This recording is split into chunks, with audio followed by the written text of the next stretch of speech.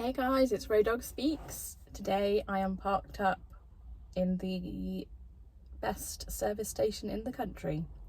I'll leave you to guess where that is. But yeah, I wanted to talk a little bit about today, just a bit about like reform and the asylum seeker protests and like the right-wing migrant hotel protests and like the flags being painted on roundabouts, and all the stuff that's been sort of happening in the past couple of months with like Farage and just all of that stuff that has just been dominating the whole news cycle, and also the fact that Rylan Clark in the past week said a few things on This Morning that were a little bit problematic, and I just wanted to address that and how the current government is just doing nothing at all to confront it. But yeah, if you like this video, please rate, comment, subscribe, give me the thumbs up if you like. And yeah, so some of you may have seen the video that I referred to about Rylan Clark, who is a presenter, TV personality, and he appeared this week on the This Morning show and did a little rant about the hotel migrants and asylum seekers coming to this country in small boats, because the whole small boats narrative has just, as I said, just been completely dominating the news media conversation. And there's been a lot of protests, and there's been a lot of sort of interviews and talking to people who just are quite wrong about what is actually happening. And so I'll play a little bit of the clip of what Rylan said here, just so that you can see. This country is built on immigration, legal immigration. You know, a lot of the nurses, the doctors that have saved my mum's life have come over here from other countries, are living a great life. They're paying into this tax system. They're helping this country thrive. I find it absolutely insane that all these people, one, are risking their lives coming across the channel like that they are. But two, when they get here, it does seem, and I think this is why a lot of Labour voters as well are now sitting there going, there's something wrong here. It seems, welcome, come on in. This is the narrative we're being fed. Yeah. Here's the hotel. Here's the phones. Here's the iPad. Here's the NHS in reception of your hotel. Here's 3 meals a day. Here's a games room in the hotel. Have a lovely time and welcome. And then there's people that have lived here all their lives that are struggling. Yeah. How homeless. Let's not even discuss our homeless. Yeah. That people living on the streets, veterans, all of this. Yeah. Now, this isn't me getting on my soapbox, because let me be honest, everyone's going to have an opinion about this and you're going to upset someone some which way. I believe that something major needs to be done about this. The money that it's costing us, the amount of people that are in this country that we have no idea who they are, what they've done, what they're capable of, and clearly we see a lot of it in the press at the moment, some of what some are doing, it's not all, what some are doing to people in this country. How can, if I turn up at Heathrow Airport as a British citizen and I've left my passport in Spain, I've got to stand at that airport and won't be let in and got to get this, but if I arrive on a boat in Calais, I get taken to a 4-star hotel? Listen, I think you... Okay, so I sort of do get what he's saying after having watched that. I understand that what he's saying is coming from a place of frustration, because I can hear it in his voice that he's a bit frustrated. And I think that he's right when he says this is the narrative we're being fed, because that is right, because there is no other narrative. There's no other comeback. There's no other challenge to that narrative of they're all coming here, they're all getting stuff for free, they're getting iPads, they're getting 3 meals a day, they're getting NHS in the hotel reception, blah, blah, blah. And I haven't heard, to be honest, I haven't heard anything else, any alternative, any fact-checking from anybody else apart from the right of politics, of the likes of, you know, Farage, Reform, GB News. That's where people are hearing this, you know, that they're getting all this free stuff, and there's no there's no challenge to it. And I saw Camilla Tominey was on the opposite, listening to what he was saying. She's a journalist. I don't know why she wasn't challenging what Rylan was saying about free iPads, but there we are. So like I said, I understand sort of like the background, like, because some of it is sort of correct and then some of it isn't, and like I just feel like he's been fed a lot of misinformation, but nobody else, like I said, nobody else is challenging it. So what you like, where, like, I understand why he would be thinking that. So the whole thing of like free iPads, that's not true. They don't get free tablets, free phones. I think the context of that was where you had charities that were donating tablets and stuff, but I don't know if that still happens. So that's not really true. The whole NHS in the reception, I don't think is true either. I think they do get access to NHS whilst they're waiting for their asylum claim to be assessed. But then, I mean, you can just do a really cursory Google search of these facts and just find it out.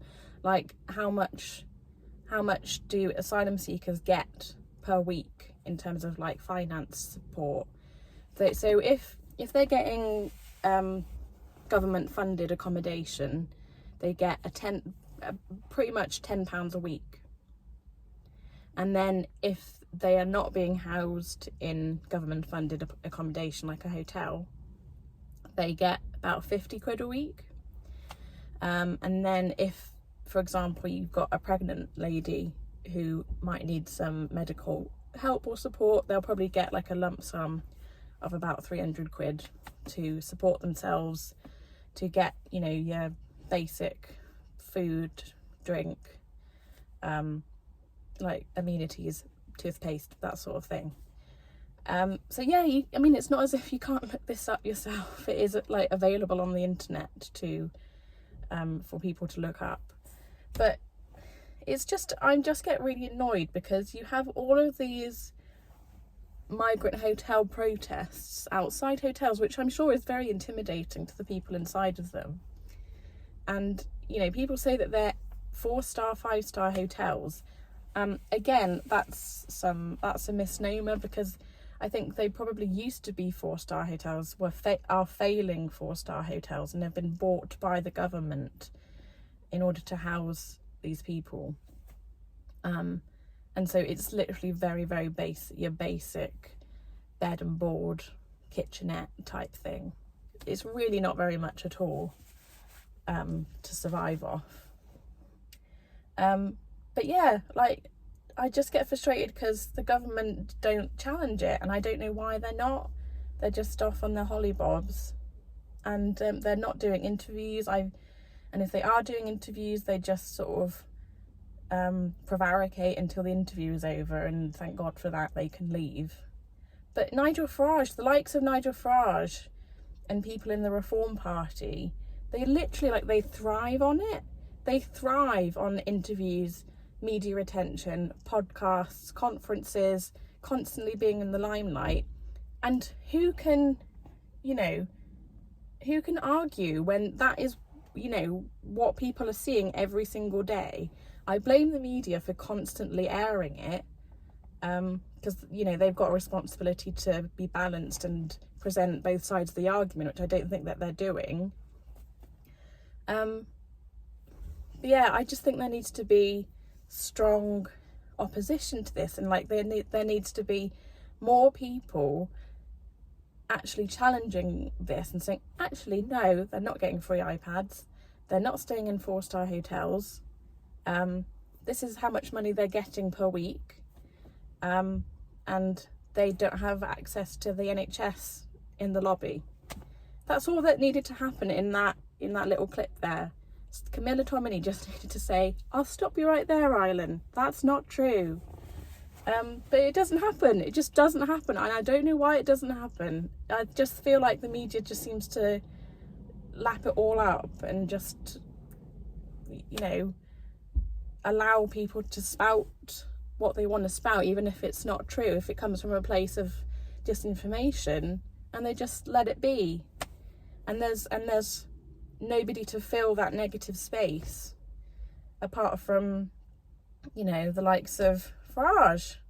And it's interesting because I was also listening to the Newsagents podcast last week, where you had Lewis Goodall, who's actually quite a good journalist, with John Sopel, and they were discussing like Labour's response to the migrant hotel immigration debate, and just how crap they were at responding to it, just how absolutely rubbish. And I think Lewis was saying it is sort of reminiscent of like media from the late 20th century, where you just had the politicians coming in to do like the daily rounds and just saying enough, but then not saying anything at all to sort of counter any sort of narrative that was being spun. And it was also almost as if they were like waiting to get to the end of the interview before like fucking off, and thank God for that. And it's so rubbish. Like, it's like they've got nothing to say. They've got nothing to say. They're meant to be the government, and their comms, their communication team are just doing an absolutely crap job at countering what Nigel Farage is saying. Because what Nigel Farage is saying is coming across as really effective. People are listening to him and taking it as the truth. And I understand why people are, because it's tapping into people's frustrations of why are those people getting housed and put in hotels when we've got homeless people on the street that nobody cares about. And that to an extent is true, but the government isn't doing anything. They're not making tangible changes for people to notice that their lives are changing for the better. And it's just not working for them. And they just need to be doing a better job of tackling and countering what the right wing is saying. And I know that it's hard in a landscape that is dominated by right wing press, but you just need to be doing a better job, because you're the government. You've got, you know, you're in charge of like the levers of power that you have access to. You can do a much better job at being able to confront that, and I don't know why they're not, because they must be scared of like ceding some ground to the Reform Party, because they know that they're very popular and they know that they have to do something, but I just don't think they know what to do. And people like me on the left, I'm finding it very, very frustrating that they're just holding up their hands going, I don't know what to do, or just move further and further to the right and hope that people will keep voting for us. Well, that's not going to happen, sorry. People are leaning more and more towards Farage because he says what people want to hear. And I don't know what Starmer does. He's just got no energy, no willingness to solve problems. I don't know. Actual fact checking. We don't really get very much of that within the media in this country. And it just seems to be a very pervasive sort of idea that we can just let people just say what they want to say and don't challenge it. It's like, does that make you angry? Yes, it makes me angry. Well, facts matter more than feelings, I'm afraid. Right then, yeah, that's it for now. I hope you enjoyed this video. Please like this video, thumbs up and subscribe if you want to. And yeah, I'll see you soon in another video. Thanks, folks.